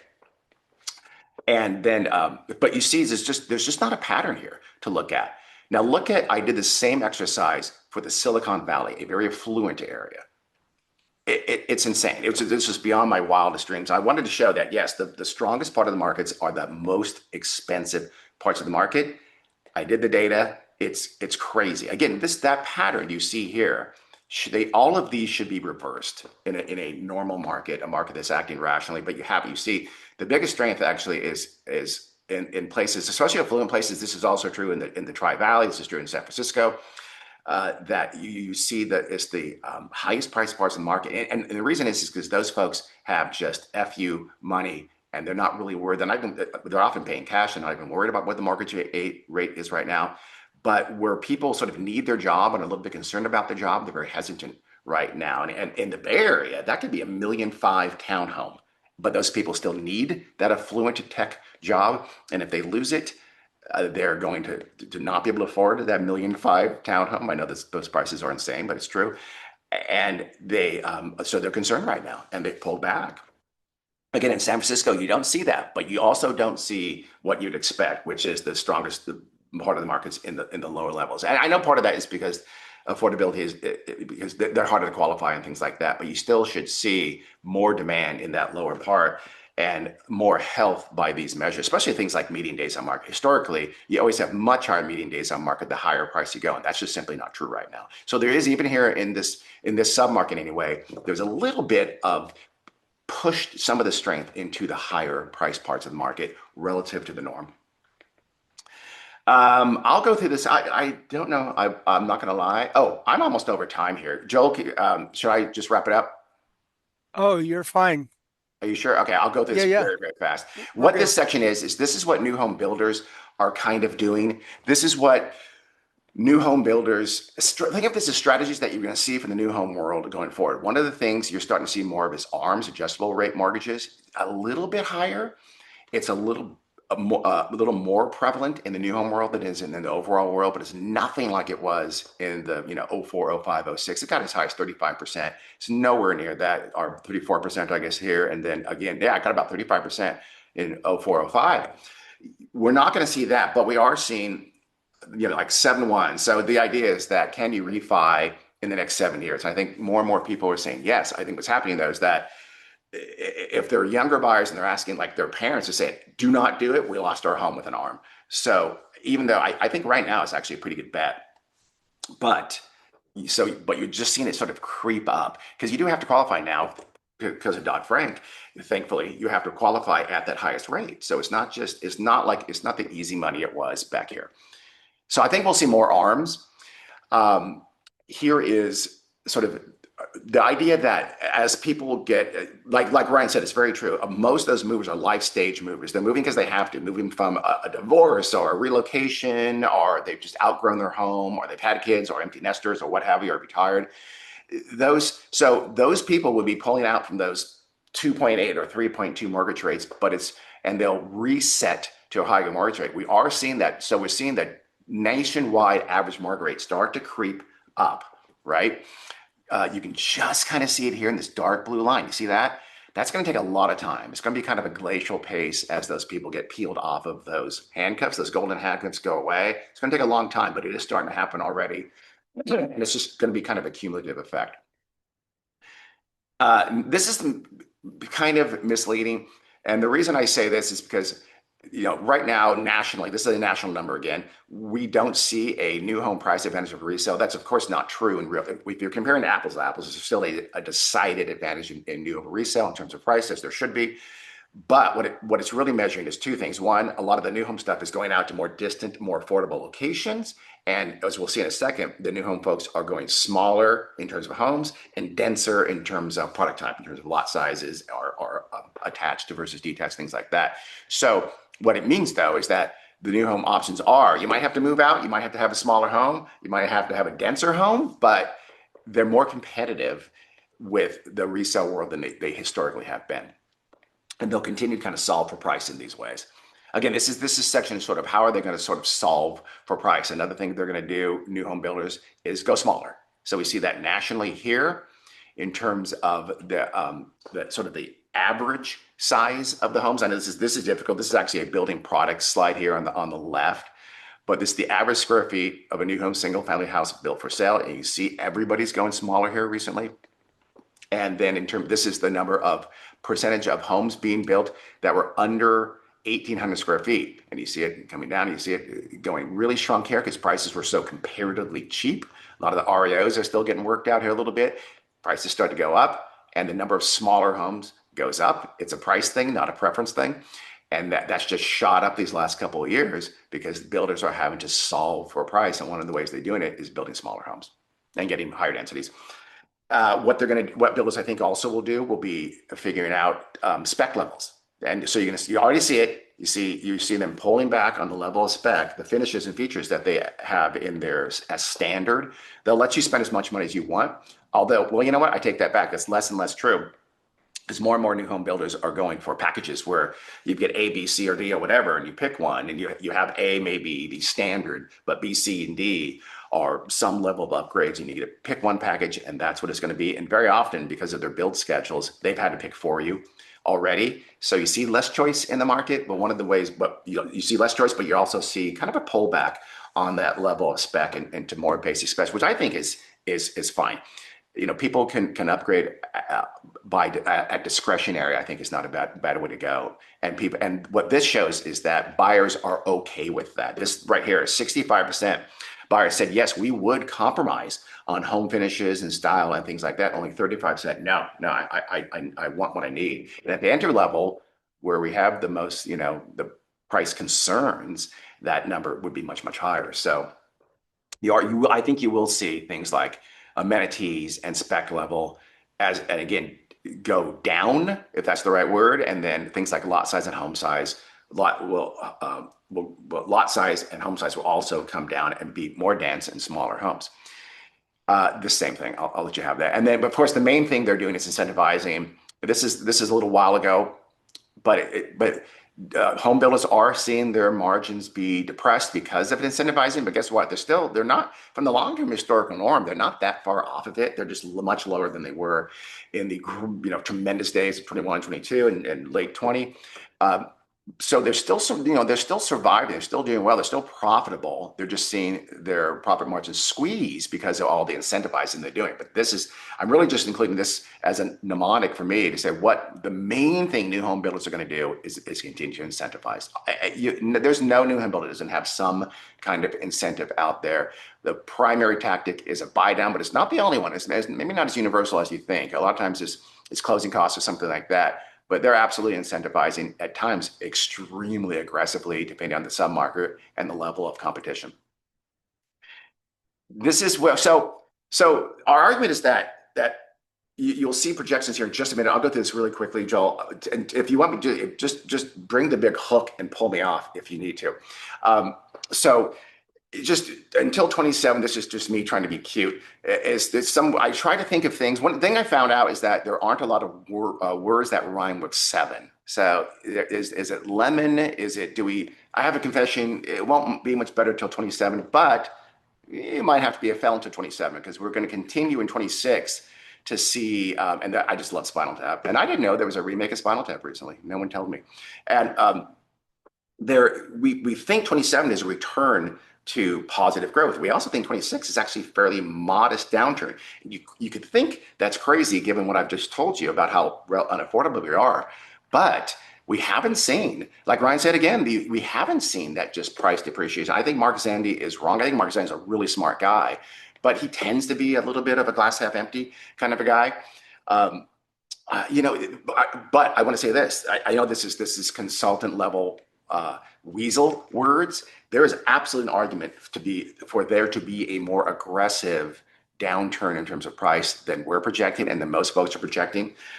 But the market seems fairly stable. New home builders particularly are able to get people into homes for cheaper than you might think. Those buy downs are very, very effective. They really lower the monthly payments. They're still, 4,875 or something like that is still higher than their 3.2. But remember, they're selling to a lot of folks who are entry level buyers who don't have a mortgage rate that they're tied to. So the tactics have been, the adaptability has been pretty impressive, and they've been able to hold on to sales and pricing, maybe more so than you think. And when they really need to give on price to get those sales back up, the big builders have shown a willingness to do that for sure. But like Lennar, DR, KB Home, they will lower the prices or boost their incentives to sell homes.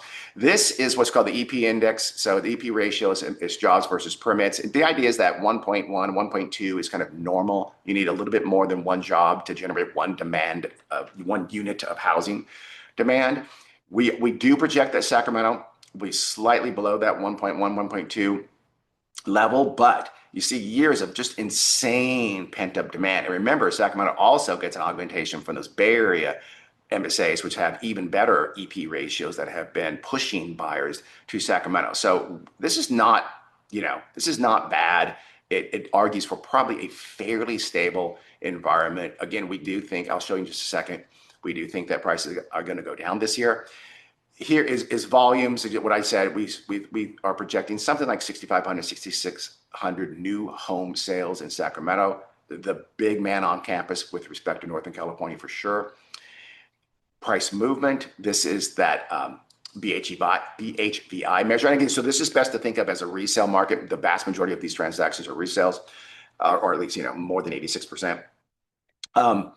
So we are seeing that go negative this year and go modestly negative again next year, we project, before returning to modestly positive in 27, 28.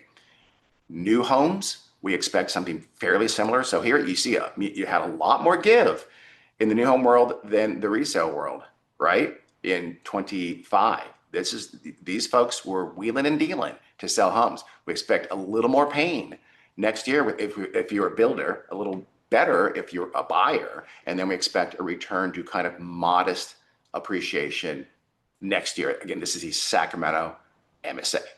Okay, I'll do this for a recap. I'll just fly through this. I think I'm done, Joe. I've taken up more time. Here is my. We'll give you these. Good Lord, yeah, this is crazy. Here is my QR code. I don't know. Can you do that on this? Here's my contact info. If you need it, but give me a call. Dean, thank you. That was awesome. And thanks for not cutting it off too short, because there were some great nuggets there at the end. Okay, I appreciate it. We'll now hear from Chris Airola. And Chris and I have known each other for quite a while. I don't even remember how long, 15 or 20 years. It's been a while. And I have huge amount of respect for Chris. He's a property manager. He's also been in and around the Capitol and trying to maintain an understanding of what manner of craziness is going on with the laws, and gets firsthand doses of the results of the laws as a property manager. So I'll now turn it over to Chris Airola. Okay, thank you, Joel. The stuff you just heard from Dean and Ryan, I think is extremely important to have as a foundation as a real estate investor. And that's how I want to talk to you today. Is I want to talk to you from the point of view that you either are a real estate investor, or you want to be a real estate investor, or you have investments now and you want to expand that. So as you know, I own a property management company. We have about 1,100 properties under management.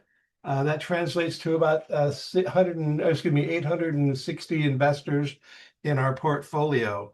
Some of these investors are kind of sophisticated. Most of them are not. I consider them to be mom and pop investors. And really that's who's out there owning a lot of our investment stock, or investment homes. A lot of the landlords are just mom and pops. You go to these big landlord conventions, and most of these people have between 1 and 20 properties. And even at 20 properties, you can still be considered a mom and pop for sure. And so the other thing I want to talk about is how to be a good landlord, how to be a successful investor through being a good landlord and knowing how to invest, where to invest. But again, what you just heard from Ryan and Dean is really the foundation that you need to understand. But I'll temper that by saying, when I write an offer to purchase a property, or I'm getting ready to write my check, these are not the main considerations on my mind. I have all that in my background, but let's talk about what I'm really looking at. So for this discussion, we're going to talk about single-family homes, duplexes, and condominiums. We're not going to be talking about commercial properties or large-scale apartment buildings. I doubt that first-time investors or people owning 3 or 4 properties are really going to be jumping in and owning large commercial properties or apartments right off the bat. We're looking at people who are generally long-term investors. In fact, I started my company 35 years ago, and some of those investors and their properties are the same as the day I signed them up. So people who invest for 10, 20, 30 years, this is what this is how I cut my teeth, if you will, in the business. I got my license in 1983. There was no such thing as a flipper back then. There was certainly no such thing as a wholesaler. everybody that got into real estate did it for the long haul. They were all in it for the long game. And so that's how I was kind of raised, if you will, in the business. And that's how I still think. And it's how I still think is the best way to generate long-term wealth in the real estate investment business. So let's talk about what's important. What am I thinking about when I go to write an offer on a property? Well, I'm thinking of a couple of things. In fact, if somebody calls me and says, hey, I have an investment I think you should look at, or I'm looking at a property to invest in, there's really two things I care about. First and foremost, again, aware of everything that Ryan and Dean are talking about, but what do I really want to know? I want to know, what kind of area is this? And I want to know, what is the fair market rent for today? What is today's fair market rent? So when we talk about area, we talk about area classes. We talk about class A, B, C. This is common in commercial and large residential terminology, but we use it also for single family homes. So an A area, just to describe, is an area where, newer homes, higher rent, less crime, et cetera, less risk. Okay, and that's really what this is all about. Whereas if I'm going to invest in a property and they tell me or I determine this is a C class area, older home, lower rents, more evictions, higher costs when tenants move out, more rehab when tenants leave, that's a C class area. And of course you have A, B, C, and I guess D. And so if I invest in a C class area, I know that's more risk. So what do I want? I want a higher return on my investment. So again, I'm thinking in terms of long-term investment here. And oh, by the way, F class, that's fool's gold. That's if you're familiar with Sacramento, that is, I'll name some streets, Sayonara in out in the Citrus Heights. I've been around that property for basically 40 years. There's a whole bunch of fourplexes there. I've never seen anyone invest and do anything but lose money, get frustrated. But it looks great on paper. That's the problem. These properties can look great on paper. So you got to be able to recognize that. The other question I have after I determine what area it is and what kind of return I'm going to want, I'm going to say, well, okay, what's the rent? What's the fair market rent? Not yesterday, not 3 years from now, not 4 years ago. I want to know, what is the rent right now? Because that is going to, in turn, tell me how much I want to pay for this property, regardless of what price they're asking. So again, this goes back to, well, let's talk about that for a minute. Area, I might want a C class area. I might want at least if I can earn 4% in my high yield savings account, and I'm going to pull that out for a C class property, I really want double my return. So I want an 8% return. And if I am going to an A area, say that home is in Rockland or Roseville, a nicer home, then I might settle for a 5 or a 6% return. And then I can determine how much I want to offer for that property.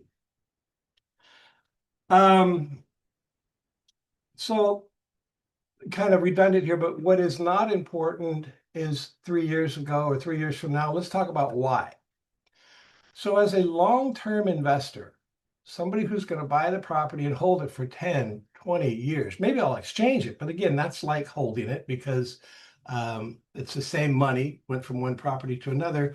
I might look at a fair market value and say, well, rent value, and say, well, I can get $2,500 a month for that property. And I'm going to do my numbers, my calculation. I'm going to pencil it out, as we say, based on that $2,500. Now, this is kind of important. Do I worry about, what if there's a 10% reduction in the rent next year or 2 years from now? Or maybe a 20% reduction. Do I worry about that?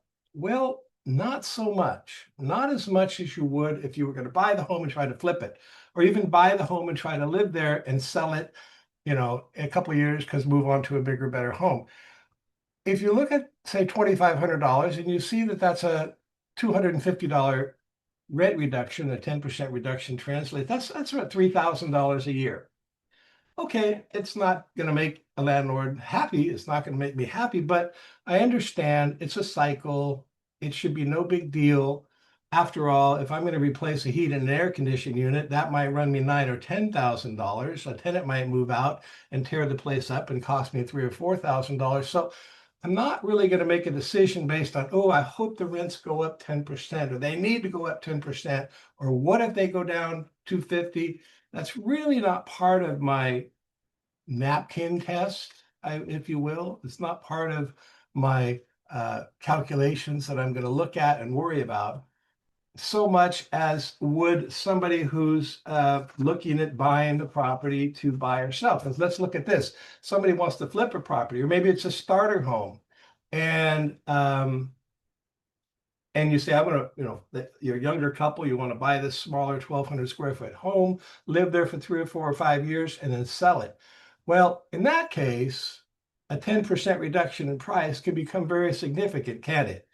In other words, you can get trapped in that property and stay there for a long time, which is kind of what's happened in some cases to many people out there. 20% reduction can be disastrous. And we have seen this twice in our history of managing property. And people, what happens in a 20% reduction? Well, often they'll walk away from their home, and those life changes happen that Ryan and Dean talked about, and they need to move out. They are more likely maybe to just walk away if the prices are 20% down and they don't or can't afford to be a landlord, an investor. So you go back to this slide, okay, 10%, it's kind of a no big deal. It's just part of owning property. If you're in it to buy the property, live there, flip it, or sell it soon, it becomes a huge deal, doesn't it? And we talk about the fact that younger people, I think somewhere, and I think it's in one of my next slides, the average age of a home buyer, first-time home buyer, is something like 40 years old now, 40 years old. And a lot of these young people, think about it, the big crash was almost 20 years ago. These people might have been 14 or 15 years old, and they saw their parents have to walk out of their home, lose their home, go back to renting. And so a great deal of fear has become associated with home ownership. So as I talk to tenants, because we have a lot of tenants who could buy a home, they have 800 credit scores, they're making 350 a year, 350,000 combined income or more, and they rent.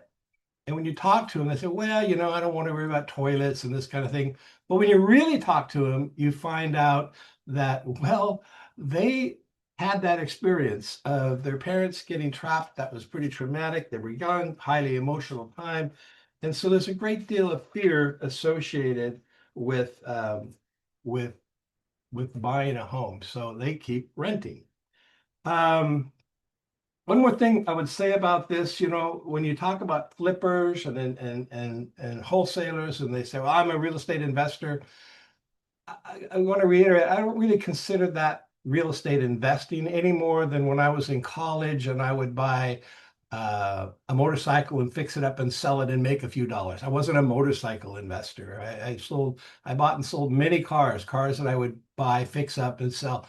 I wasn't a car investor. If I bought that car, put it in my garage, took care of it and then sold it later, I'm an investor. But what I'm talking about here are long-term property owners, people who are considering at least a 10-year ownership, and really to develop long-term wealth in this business, you really need, I think, to be thinking at least in terms of a 10-year experience. Okay, so that's my philosophy on investing. We need to look at area, we need to look at current market, and we need to know the parameters that help us then make our decision in terms of sales price. So let's talk about landlording in 2025, 26, and beyond. The things that I've seen change tremendously in the last 30 years, and most specifically in the last 6 years since 2000, the advent of Assembly Bill 1482, which is known as the Rent Control Bill, we've seen a great increase in tenant expectations. an increase of landlord responsibilities, and an increase in government regulation. So let's kind of talk about these a little bit here. There's that demographic, 40 years and older. 40 years is the average age of a first-time buyer is 40 years. So what does this mean? It means that 20 years ago, I was definitely renting to a lot of 20-somethings. Currently, I rent to a lot of 30-somethings and even 40-somethings. So are these demographics different? Yes, they're very different. They're quite different, in fact. They want more amenities. They want those amenities to function, to work. If there's a hot tub, they want it to work. If there's a garbage disposal, they want that to work. And we'll talk more about that in a minute. They want better customer service. When something needs to be done, when they have a question, when they have a problem, they don't view this as, well, it's just a rental. I'll call about that broken whatever in a week from now. They'll call right now. They'll call at 2 o'clock in the morning and leave a message and wonder why no one got back to them by 9:30 the next day. And they're just in general more sophisticated. They have more life experience. The difference between a 25-year-old and a 35-year-old is life experience, really. And so it's a different experience for us as a property management company. So the individual landlords that I manage for, or individual landlords who are DIY, do-it-yourself landlords, they need to step up and understand this, or they're just not going to be successful as they might have been 20 years ago with a very different attitude. It's just a rental. It can wait till tomorrow. Those days are gone. That's not the way it is anymore. Here's some examples. Here's a couple of examples that I see. In many of our homes, most of our homes will have a microwave that's mounted in the cabinet and it's over the top of the stove. And the microwave goes out, as they do. Well, a microwave such as this might cost anywhere from $700 to $1,000 to replace it. By the time you send someone over, troubleshoot it, they go out and have to measure it, they go out and get a new microwave, maybe they have some adjustments, get the fan hooked up. There's some labor involved and such. And so sometimes my old school clients will say, yeah, I'm just going to go to Walmart and pick up a counter microwave and I'll set it on the counter and they can use that. And you know what? 25 years ago, that was probably very acceptable. It was acceptable in most cases. If you do that today, forget it. It's not going to work. That tenant is going to be very upset, first of all, have a whole different attitude about the property and how well they want to take care of it. And they might even be asking for a reduction in rent. So it goes back to philosophy now. You got to keep up with the times. We don't do that. If you own a property and it's got an amenity like a nice microwave over the stove and that microwave goes out, you got to replace it with a like kind unit that functions the same, or you are devaluing your property, your relationship with the tenant, your ability to keep that tenant, and your ability to maintain your return on that property. So these are some of the things that have changed. We just had a new law passed here, and it took effect January 1st, and that is the refrigerator rule. And there's a lot of confusion around the new refrigerator law because the law says it's very vague. Let's put it that way. I'm not going to go into the specifics, but it's very vague. It doesn't tell you how big the fridge has to be. It doesn't tell you whether the fridge needs to have a freezer built into it. It doesn't say much other than you must provide a refrigerator. So we've had some talk where landlords get all grumpy and they say, I don't want to do that. I've never had a fridge. If the fridge breaks down, I got to take care of it. And all that's true. But sorry, Charlie, that's the law now. So you have to at least offer to provide a refrigerator. And when a landlord starts doing something like this, let's go get a dormitory type refrigerator. I say, no. We're not doing that.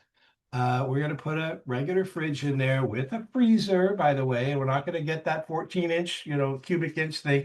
we're going to get a medium grade refrigerator and put it in. This keeps the value of your property where it needs to be. This keeps the relationship with the tenant where it needs to be.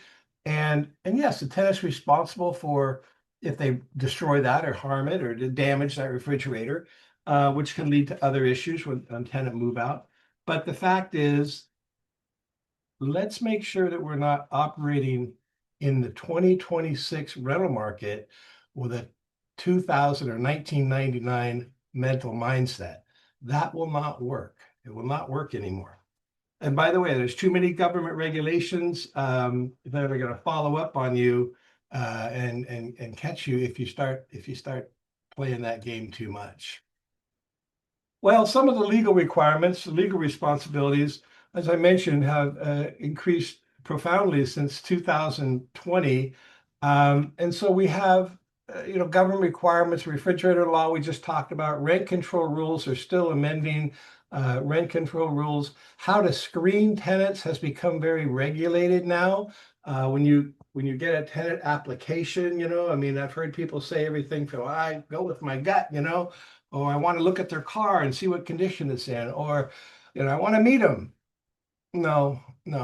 There's basically three things you can look at when you're tenant screening. That's income, credit, and rental history. That's it. Are we allowed to discriminate against Section 8 anymore? No. Does that mean we always have to rent a Section 8? No. So if you're going to be tenant screening, you need to document these kind of things very well. You need to understand the rules, understand the laws, and you need to comply with them. Because let me tell you, I've been in front of the Fair Housing Board more times than I care to count, because oftentimes when we turn somebody down, they will complain, they turned me down because of this, that, and the other thing, when reality is we turned them down because they had a 399 credit score. You better have your ducks in a row. You better have all your documentation, because that's 2026. That's really 2020 and beyond. You really need to have that documentation, or fair housing may rule against you, and that can be brutal. Those penalties and stuff can get into the many thousands of dollars and so on. You also have court decisions that are separate from government decisions, government requirements, government rules. Not all rules are laws. Not all of the responsibilities that a landlord has are written in the civil code. For example, let's take oleanders, for example. I would never rent a property to a tenant wherein the property had oleanders. There's a couple of exceptions with country properties. You can't go take all the oleanders out of a 10-acre property, but you do have to then give some disclosures to the tenants. There's no law that says do that. There's no civil code that says do that, but it's something called best practices, and your feet will be held to the fire if you don't understand best practices when you're a landlord. Speaking of oleanders, I read that 6 to 8 children a year die of oleander poisoning, oleander tea. The little girls go out there and the beautiful oleanders, beautiful flowers. So they pick the leaves, they make some tea, and there's disastrous consequences. You don't want to be on the other end of that as a landlord. If you have a city property or a standard property and you've got some oleanders, you need to know to get rid of those, right? That's just part of knowing the business, knowing your profession. And late fees, there's rules on about how much you can charge for a late fee. You used to charge, 10%, and if it's late, you charge a little more, and every day you get charged. None of that stuff anymore. It's all very regulated. And a lot of these regulations, I'm not complaining. I think many of them are very good, actually. And many of them are in place because we had bad actors as landlords. We had people taking advantage of unknowing tenants who didn't know the rules. And so the courts and our legislators has had to come in and take control. But in my view, a good thing often starts out as not a good thing, because it just goes from something good to something far too extreme. And that's a topic for another day. But and finally, you need to know that these rules that we have on how to do things, how not to do things when it comes to working with tenants, they vary from jurisdiction to jurisdiction. For example, if you have a property in Sacramento County, let's say it's over there on Marconi, and it's on the Sacramento City side of the street, And then you own a property on the Sacramento County side of the street, which is just the other side of Marconi. That's the line. And you want to deliver a notice to vacate. These are different processes, different procedures. They're not the same. The rules are different. One, the city has, of course, the statewide 1482, but they also have the Sacramento City Tenant Protection Act that you have to follow, which you don't have to follow on the other side of the street. So you need to know what it is that you're getting into. You need to understand the rules, the risk. And that's why you really need to hire a property management company with some experience, who knows what they're doing, and is very aware of all of these kind of rules, because that's going to dictate your overall success. You can be very successful, make a bunch of money every month, and along comes a $100,000 lawsuit that you lose. There goes your profit for the next 20 years or 10 years or past 5 years, whatever. And all of a sudden, you probably should have left your money in your high yield savings account. So this is what you're getting into. I still think real estate is the greatest investment on the planet, and I invest in real estate, and I will, and I'll continue that even in California. Yes, even in California.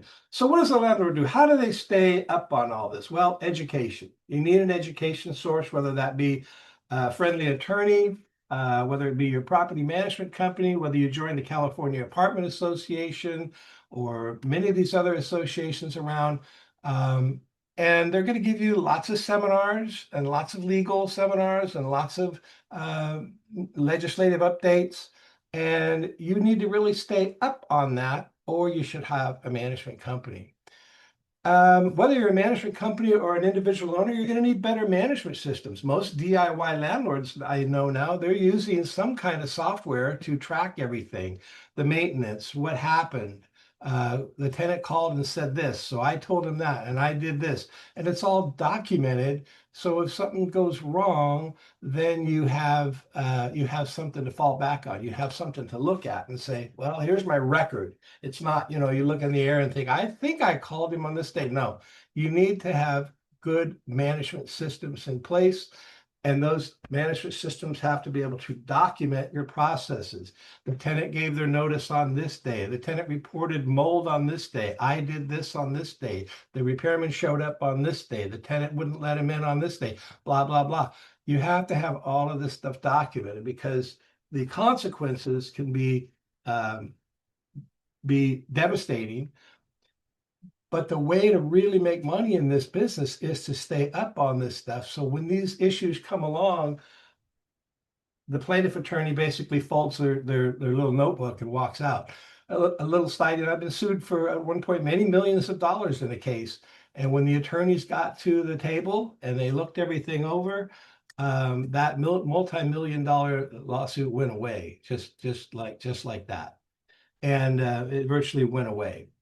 And that's because our documentation was extremely good. Our processes were very regimented and so on. So there's my lecture on a little bit on real estate investing. Now, the new thing, right? You've heard of AI, artificial intelligence. And when I tell people I'm using artificial intelligence in my business, they say, oh, they answer the phone. Well, that would be a pretty small use of AI. But really what we're moving to, and what I think you're going to see in this industry and probably every other industry on the planet, is a move to what's called artificial general intelligence, AGI, where not only does the, it's not, well, the example I heard was this. If you used AI and said, how do I start a business? I don't know, a bakery. It would say, well, get a shop, go buy an oven, get a donut fryer, and do this and do that and do that. Whereas if you use AGI, you can say, start a bakery business for you. And you give them your Amazon accounts, your credit cards, and they'll go out and lease it. AGI will go out and lease the building, buy the equipment, have it delivered, arrange for hire a baker, and so on. So these kind of things, this concept is what we and many other management companies are now introducing into their management system. Why? Because we're lazy? No. Why? Because we want to lay off employees? No. But because it actually improves our documenting, our management systems and our documentation of those management systems. Handling maintenance requests that come in at 2 a.m. We have a really good record of not just, hey, they called in, but a good record of the conversation that was had between our AI person, if you call it that. Our little AI is named Mason. And we hired a company to develop an AI for us and specifically for our industry. And it will have a conversation and document what's going on so that later the story can't change. And later we don't hear, well, I said this and I said that. No, you didn't. Yes, you did. So on. So that's what I see in terms of the real estate, being a real estate investor. I think it's, like I said, extremely important to understand and hear what Dean and Ryan are saying. And the more times you hear it, the better, because that's the foundation that we build everything upon. Now, I just had to throw this in here because it kind of impressed me. The time it took to gain 1 million users in 1999, Netflix appeared, and it took 2.5 years for Netflix to get to 1 million users. Facebook, 2004, took 10 months. Instagram, 2010, it took just 2.5 months to hit 1 million users. And in 2022, ChatGPT only took 5 days to get to 1 million users. It's there. I put that up because it's just reflective of how quickly I see things changing. And I'm 68 years old and was talking about retiring, but I find myself leaning into this now, leaning into this industry to make sure that we keep up, to help make sure we keep up. I have good people on the ground that know how to use this stuff, but I lean in and I want to make sure we are at the forefront and we stay ahead of this because it's moving fast. So with that, I wrap it up. Joel, thank you very much. I don't know how much of that you saw, but Yeah, we saw it. It was great. I hope you heard it if you couldn't see it. Chris, thank you so much. And everyone who participated, thank you all so much for sticking around. And once again, I learned a ton, and I really appreciate Dean and Chris and Ryan for presenting. We'll sign off now for RoundUP 2026. Hey, Joel, real quick. Sure. Just want to thank everybody for being here. And Go Be Right, what we do is we help investors buy in some of the best markets around the nation. So if anybody's interested, reach out to us or Todd. And then we also have the e-newsletter that people can sign up for. Just wanted to get that out there real quick. Yeah, thank you. And that's all on our website at Yes, sir. goberight.com. Okay, have a great rest of the week. Thank you.